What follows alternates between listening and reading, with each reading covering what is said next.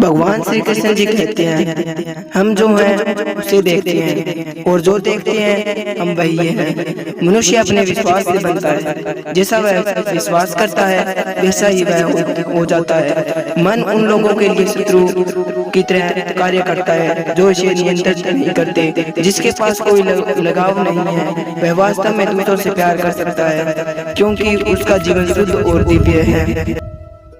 आत्मा को कभी किसी हथियार से टुकड़े टुकड़े नहीं किया जा सकता, आग से जलाया नहीं जा सकता, न पानी से गीला किया जा सकता, न हवा से सुखाया जा सकता। सर्दी या गर्मी, सुख या दर्द का अनुभव करो। ये अनुभव क्षण भंगुर है, वे आते हैं और चले जाते हैं। उन्हें धैर्यपूर्वक सहन करें। यदि आप जो चाहते हैं उसके लिए नहीं लड़ते तो जो आपने खोया है उसके लिए मत रोएं। खुशी मन की एक अवस्था है जिसका भारी दुनिया से कोई लेना देना नहीं है। अपना अनिवार्य कर्तव्य निभाओ। जो लोग केवल कर्म के फल की इच्छा से प्रेरित होते हैं वे दुखी होते हैं, क्योंकि वे जो करते हैं उसके परिणामों के बारे में लगातार चिंतन करते हैं। एक व्यक्ति अपने मन के प्रयासों से ऊपर उठ सकता है, मन से समय को नीचा भी दिखा सकता है। मन समय का मित्र और शत्रु है। वह बुद्धिमान व्यक्ति है जो कुछ नहीं चाहता, कुछ अपेक्षा नहीं करता और इसलिए कभी असफल नहीं होता।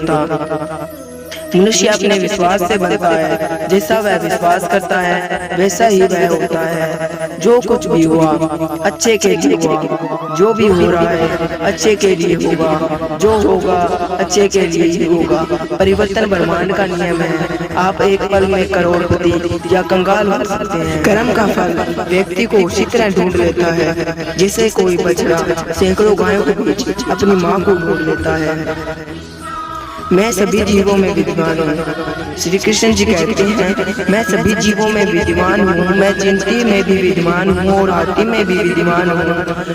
व्यक्ति कर्म करने से कभी छुटकारा नहीं पा सकता है, इसलिए तुम्हें हमेशा कर्म करते रहना चाहिए, क्योंकि कर्म के बिना तुम्हारा शरीर का निर्वाह भी नहीं हो सकता। मन शरीर का हिस्सा है। सुख दुख का एहसास करना आत्मा का नहीं शरीर का काम है। मान अपमान, लाभ हानि, गम और खुशी सब मन का खेल है। मैं हमेशा तुम्हारे साथ और तुम्हारे आसपास रहता हूँ, चाहे तुम कुछ भी कर रहे हो। मनुष्य उसके लिए शोक करता है जो शोक करने के योग्य नहीं है, और फिर भी ज्ञान की बातें करते हो। बुद्धिमान व्यक्ति ना जीवित हो ना ही मृत व्यक्ति के लिए शोक करते हैं। मोहग्रस्त होकर अपने कर्तव्य पथ से हट जाना मूर्खता है, क्योंकि इससे ना तो तुम्हें स्वर्ग की प्राप्ति होगी ना ही तुम्हारी कीर्ति बढ़ेगी।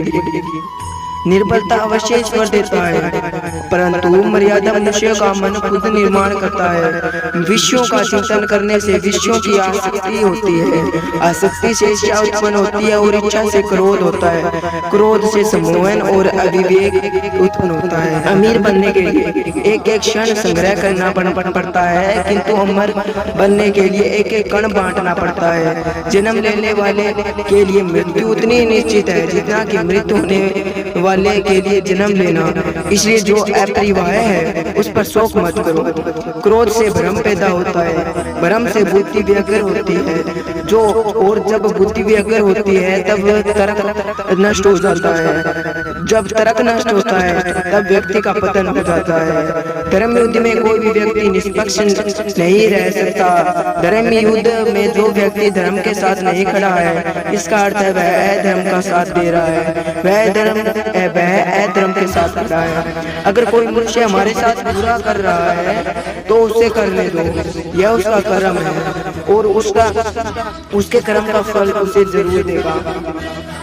लेकिन हमें कभी भी किसी के साथ बुरा नहीं करना चाहिए, क्योंकि यह हमारा धर्म है। इच्छा पूरी नहीं होती तो क्रोध बढ़ता है और इच्छा पूरी होती है तो लोभ बढ़ता है। इसलिए जीवन में की हर स्थिति में धैर्य बनाए रखना